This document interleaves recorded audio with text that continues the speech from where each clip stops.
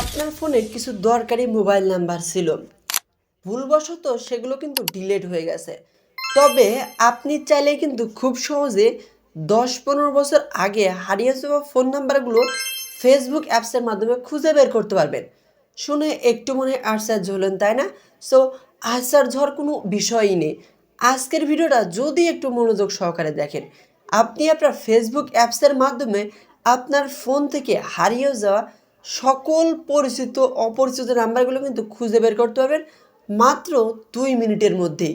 আমি ভিডিও শুরুতে আপনাদের বলেছি যে আপনি আপনার হারিয়ে যাওয়া নাম্বারগুলো রিকভারি করতে পারবেন ফেসবুক অ্যাপসের মাধ্যমে। সো ফার্স্ট অফ অল আপনি যে কাজটা করবেন, আপনার ফোনে যে ফেসবুকের অফিসিয়াল অ্যাপস রয়েছে সেই অ্যাপসটা কাইন্ডলি একটু আপডেট করে নেবেন। তো ফেসবুকের অফিসিয়াল অ্যাপস হচ্ছে এইটা, অফিসিয়াল অ্যাপস, এটা আপডেট করে নেবেন। আপডেট করার পরে সিম্পলি অ্যাপসটা ওপেন করবেন। ওকে, ওপেন করার পরে আমাদের সামনে এরকম একটা পেজ কিন্তু চলে আসবে। তো এখান থেকে একদম কোনায় 3 ডট আইকন পেয়ে যাবেন, জাস্ট এখানে একটা ক্লিক করবেন।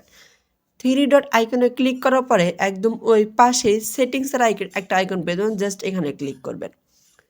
সেটিংস আইকনে ক্লিক করার পর এখান থেকে আপনি একটু লক্ষ্য করুন, এখানে পার্সোনাল ডিটেলস নামে একটা অপশন রয়েছে। পার্সোনাল ডিটেলসে একটা ক্লিক করে দেবেন। ওকে, পার্সোনাল ডিটেলসে ক্লিক করার পর নিচের দিকে আসবেন। আসার পর এখান থেকে your age information and permission, just এখানে ক্লিক করে দেবেন। ওখানে ক্লিক করার পরে আবারও এখান থেকে উপরের দিকে অ্যাক্সেস ইওর ইনফরমেশন একটা অপশন পেয়ে যাবেন, জাস্ট এখানে ক্লিক করবেন। ওকে, আমাদের সামনে নতুন একটা পেজ কিন্তু চলে আসবে।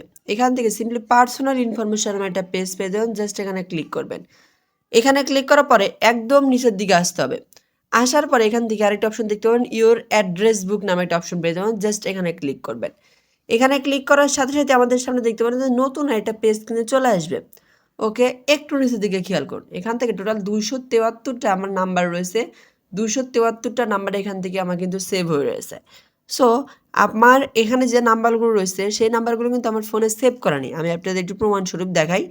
ধরুন এখান থেকে যে আলামিন কাকা নামে একটা নাম্বার সেভ করা রয়েছে, জাস্ট এখানে ক্লিক করলাম।